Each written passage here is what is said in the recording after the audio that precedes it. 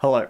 Shotlists are very useful. They can help you when you're planning out a film shoot, they can help you organize what equipment you need to bring to each day, and they help you make sure that you have enough shots to tell your story. And today I'm going to be giving you some tips on how to make your shot lists a bit better. First of all, the best tip I can give you about shot lists is that you actually should make them. Whatever type of shot list you make, something is better than nothing. Having some sort of a plan so you're not just winging it as you go along. I know if I'm talking to any high-level filmmakers, you already know this, but to the people who are just starting out, shot listing your shoot can be a great way to up your production value by thinking about what you're going to do and the best way to tell a story. Now, I'm not saying my approach is the industry standard way of doing it, but it works for me, and I think that's the important thing. If you're going to be working in the film industry, then maybe find some example shot lists and have a look at the way they do it, and that's probably the way you should do it too. But if you're on a more independent solo level like me, do something that you understand, helps remind you what shots you need to get, and that's kind of understandable with a bit of explanation to other people so they can tell what you're trying to achieve. So here's an example of a shot list I did a little while ago.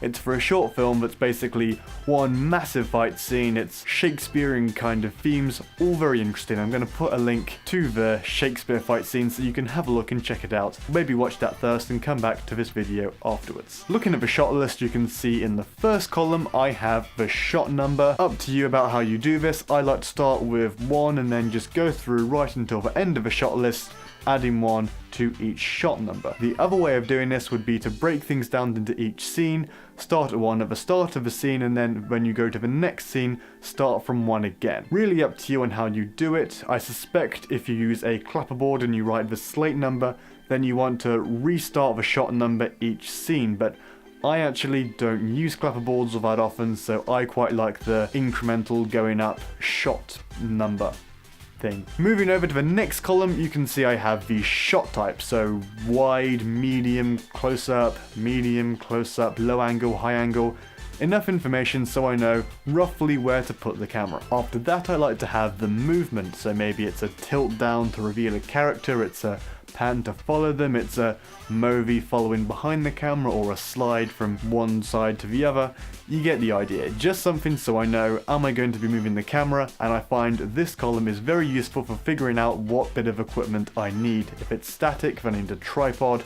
Handheld, I either won't have a rig or I'll put the camera on a shoulder rig, and anything else, and I usually just use the movie. On bigger projects, I add a equipment column here so that other members of the camera department can look and see that I'll need a tripod for this one, I'll need a 35 or an 85mm lens for this shot, and they can help me set things up. But when, in this case, where there are not that many people on the camera department, I just figure it out from what I've written in the angle type and in the movement. And finally, this bit is very important, you want a bit of a short description that goes along with the shot so you know what action is happening. This helps you know at what point in the scene the shot starts and at what point it ends. I also use the description column to make any miscellaneous notes that I might want to know, say it's a VFX shot and it needs to be done on a tripod and then made to look handheld in post, that kind of thing. Now, in terms of knowing what shot you should put in your shot list, I've seen two main ways of doing this. The first one is the easier one, the safer one. You just shoot for coverage. Say you have a wide master of the entire scene, then if it's two characters talking, you have a close-up of one character, a close-up of the other character. If something important happens, like maybe one character puts some poison in another character's glass, you have a close-up of that. Just shoot for coverage and then have plenty of room to edit the scene in different ways in post-production. But that's not the way I like to work. It's the way I'll fall back on if I'm out of ideas, but the main way I like to do a shot list is to close my eyes and then imagine the shots happening in my head, imagining the short film or the film or whatever it is playing through, trying to see the final image and then writing down what shots I need. This is a bit difficult and it takes practice. If you've got a strong imagination, that will definitely help with this method of shot listing. This is definitely my favorite method because I know exactly what type of shot I'm going for, the camera angle. I can look through the camera, look at the shot and decide, is this what I wanted? Is it not what I wanted? I find this is a better way of getting nice looking shots. And I also know where I would cut in the edit, but especially if you're not going to be the editor, you want to have a bit of room before and after where you think the shot should cut, so you leave your editor with some options. Now with this method of shot listing, it can be quite useful to go to the location either before or during the shot listing process to be able to stimulate your imagination and see the shots more clearly in your head. And for that, we're gonna need to go outside. I'm now out here in a skate park doing a location scout. This is another good tip if you want to do a shot list, because whilst you can see the locations in your head, you can look at Google Maps if you have to. It's a lot easier to write out a shot list if you can see the location and you know exactly how your shots are going to look. I'm DPing a short film sometime in January, and I'm here with the director, Jack. Hello.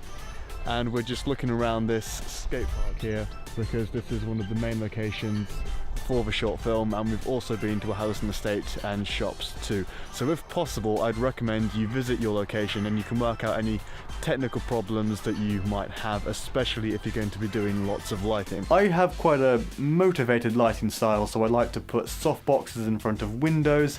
If there's a practical lamp in the scene, I'll emphasize that. If someone's watching TV, I'll have light come from there. The essence of motivated lighting is your lighting should have a reason. You shouldn't just put random lights around the scene based on what looks nice. But because my go-to style of lighting is motivated lighting, it is useful to go to the location and see what kind of places I could put lights, and am I going to need some more practicals to justify why there's a light coming from one particular direction. Sometimes in my head I'll also see a certain lighting method, I'll get to the location and I'll see that actually it's not going to work and I need to tweak it a bit.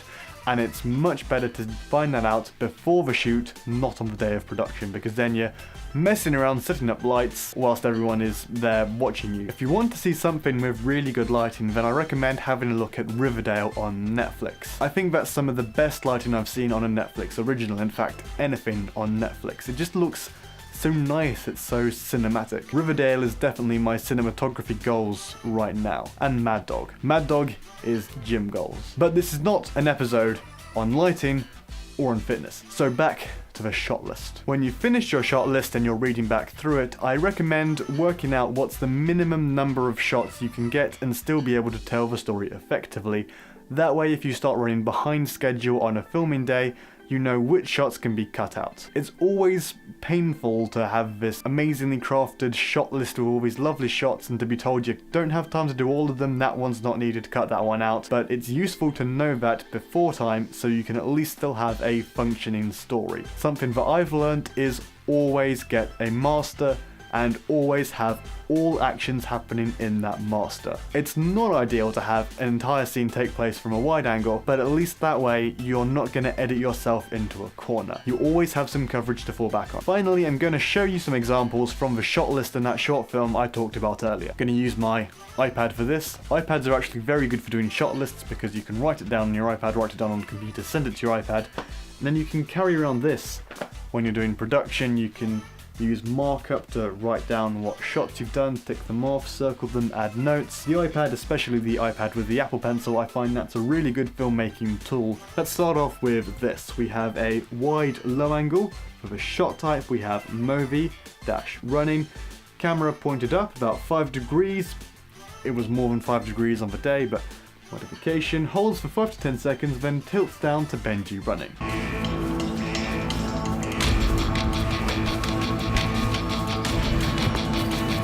Now we don't have the entire 5 to 10 seconds in the actual short film because that would have dragged on, but I made sure to get a decent amount of time with the camera pointed at the tree so I had options when I edited. Shot number 2, medium, movie running. Benji is running, trees flash past in the foreground.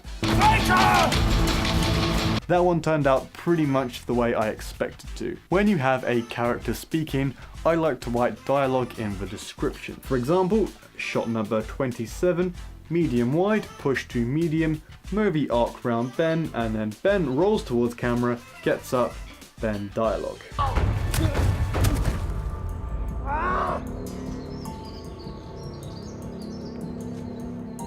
Measureless liar! Shot number 30 in the yellow scene, medium movie, pan with Ben, Ben stumbles back, dialogue, pan to reveal Benji running at Ben. Now in fact, that's not what happened in the short film. We cut before the pan and cut to another shot of Benji running at Ben because that works better in the edit. Tis not my blood wherein thou seest me masked, but thy revenge. wrench up thy power to the highest. So with the shot list, you need to be flexible. I hope you found this video useful, and I hope that the examples I gave with a shot list compared to the finished shot in the short film was useful. If you did find that useful, that's the kind of thing I could do more of. If you'd like to see more of it, let me know in the comments down below. If you did find this video useful, please consider leaving a like and subscribing so as not to miss any new videos. See you later.